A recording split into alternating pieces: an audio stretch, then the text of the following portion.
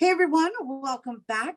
Our next segment is on Dr. Evelina Lopez Antonetty, known as the Mother of the Bronx, a community organizer and education leader who advocated for better education systems for Puerto Rican and other minority children in the Bronx. The legendary Dr. Antonetty founded United Bronx Parents in 1965 in the midst of the civil rights and students' movements to foster quality education and community control of schools, while expanding to include a bilingual, bicultural daycare center, an adult education program, and a youth leadership center. Currently, United Bronx Parents maintains 3 sites in the South Bronx and has evolved in different directions throughout the years. This year, the Evelina 100 Centennial Committee is celebrating the life, work, and leadership of Dr. Evelina Antonetty and what would have been Evelina's 100th birthday this upcoming September 12th through the 19th of 2022. Beginning with an upcoming special art auction selling unique art, limited edition prints, and commemorative posters created by world-renowned artists. And here to share more is Evelina's sister and honorary chair of the Evelina 100 Centennial Celebration, La Madrina de los Artes, Elba Cabrera, along with chairwoman of Evelina's 100 Centennial Celebration, Dr. Nydia Edgecombe. Hello and welcome, ladies.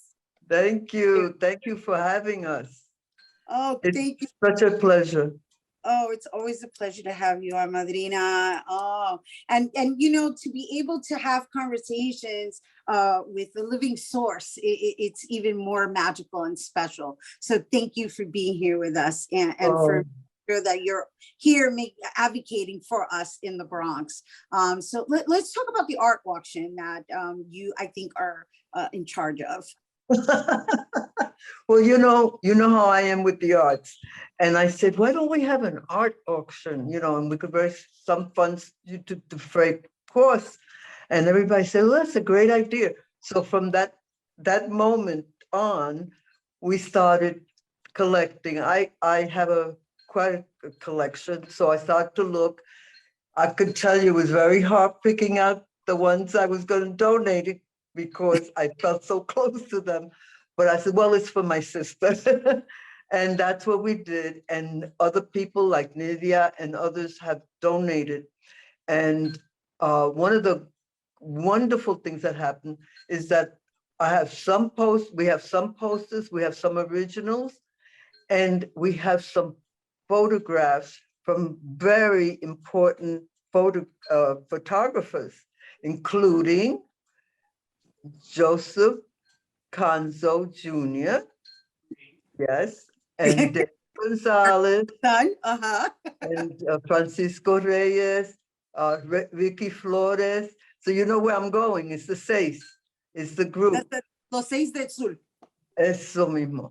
And it's just been wonderful because some of the photographs are unbelievable and they're iconic. People will recognize it. So that's going to be one of our star shows. Right. Well, that's going to be on display for auction, so people can actually purchase it. Is what you're saying? Exactly. Ooh, oh, that's delicious. That's delicious. Yeah. And if you, I know you're familiar with their work, but you're familiar with David's dances, right?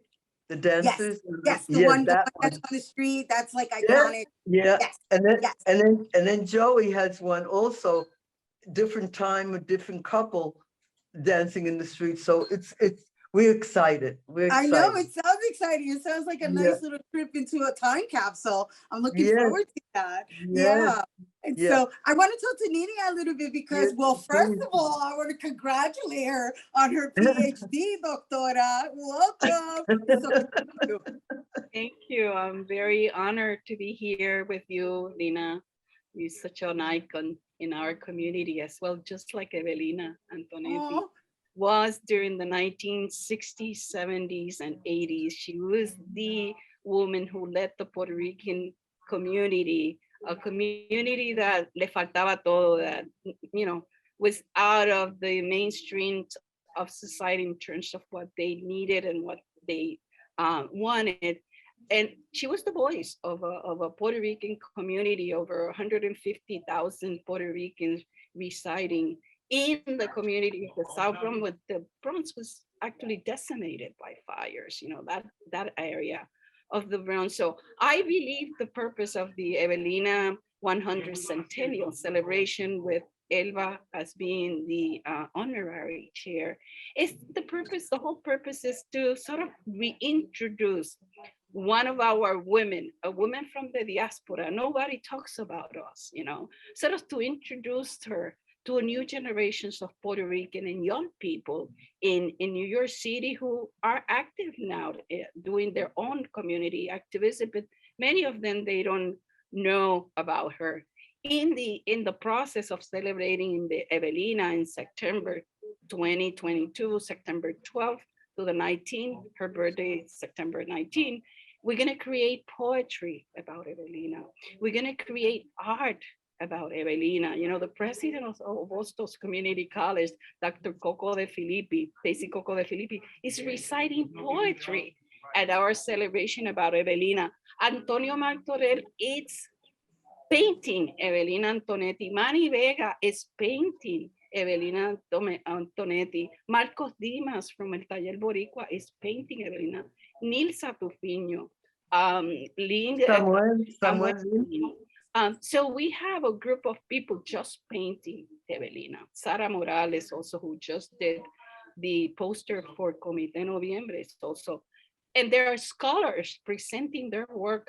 A lot of people have written about, but there are a couple of women who has written their PhD, their dissertation on Evelina, including me, but there's also Dr. Laura Kaplan, who wrote about the bilingual programs that Evelina created for the Puerto Ricans then, and now for the Latino communities. We still have the food program that Evelina was the first one to have a summer public Free summer lunch program. program. And Mhm. she ended up serving that for the entire city of New York City. A Puerto Rican woman then had that power to convince the government that she was going to handle that. You know, she used to distribute over 150,000 breakfasts and lunches a day throughout the city of New York. So there's a lot to be said. There's also an embrace between Puerto Rico and New York as part of the celebration. Digna Sanchez, the great, another diasporican woman now residing in Puerto Rico, she's preparing an embrace of community activism between La Gente del Caño de Martín Peña, which is an organization in Puerto Rico of community activism, and La Casita de Chema. So we have a lot in the works. El Centro de Estudios Puertorriqueños is also doing a document exhibition on the Thursday, September 15, exhibiting how Evelina, there were no computers, and Evelina used to write the proposals from the government by hand. These handwritten documents exist at the Centro de Estudios Puertorriqueños, and Angel, under the leadership of Yarimar and Angel Ruiz. Yarimar Bonilla, the director, and Angel Ruiz, the director of culture and art at the Centro. They're putting together an exhibition so people can see how difficult it was to do what Evelina did. Evelina Well, was tentacles all over the place, all over the city. Yeah, like an octopus. And I want to say that we're probably going to invite you back on as we get closer to September, but I'm happy that we're able to at least share the gist or the generalized itinerary of what September 12th through the 19th looks like. Originally, we were here to discuss the art auction, but I think it's important that we kind of start introducing people to this big celebration that also includes Pregones PRTT, which we did mention, right? Yes. Is there anybody else that we forgot to mention? Yes, it's also Elena Martinez Center, the Elena Martinez Center, the Bronx Art Heritage Center, which are opening their new venue now this summer. Elena has been instrumental. Elena has two events: a suffragist, las sufragistas, the voting registration campaign with a group of women playing music about voting and women's rights. And then she had the 4 Apache panel, a panel presentation with the 4 Apache concert at night. And that's from September 17th. So we'll come back for that, but there's so much and people are so eager to participate and to be part. And Elena is chairing with Wally Edgecombe. They're chairing the cultural committee for the Evelina Centennial as well. Could I interject? Yeah, I knew you were coming in. Yeah, no, because I I wanted to be sure to mention Maestro Ponce, right? Yeah. He's part of it also. And we're having a reading of the play Evelina's Heart by Sandra. Sandra Rodriguez, which is wonderful. The play she wrote originally was 20 years ago, but she's updating it and it'll be a reading probably at Ostos, Nydia? Yes, it's going to be at Ostos at the grand opening of our celebration we're hoping to have the chancellor of the university as well. And it's going to be at Ostos on Wednesday, September 14, and all that is coming. And with Maestros is closing the week on a Sunday, the 18th, with a 22.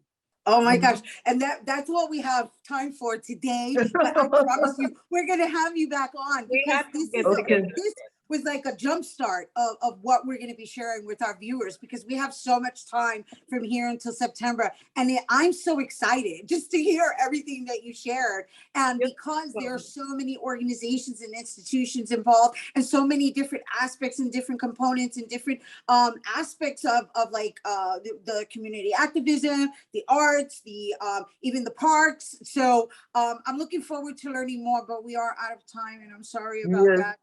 That's okay. And we love you too. I can't wait You're to very see important to us. You're one of our women in our community. We love you. Okay. And I love you both. Thank you. Okay, we'll see you soon. Take care. All right, Bye-bye. Madrina de las Artes, don't go nowhere just yet. And of course, Dr. Nydia Edgecombe, and they are heading the Evelina's 100th Centennial celebration that is going to be taking place in September. There's so many places involved and so many different dates that I think it's best if you're interested in learning about the calendar and the itinerary that you go online and visit hostos.cuny.edu/culture arts. All right, we have to take a quick break, but when we return, we're going to hear about this year's dance parade celebrating diversity and dance. Don't go anywhere.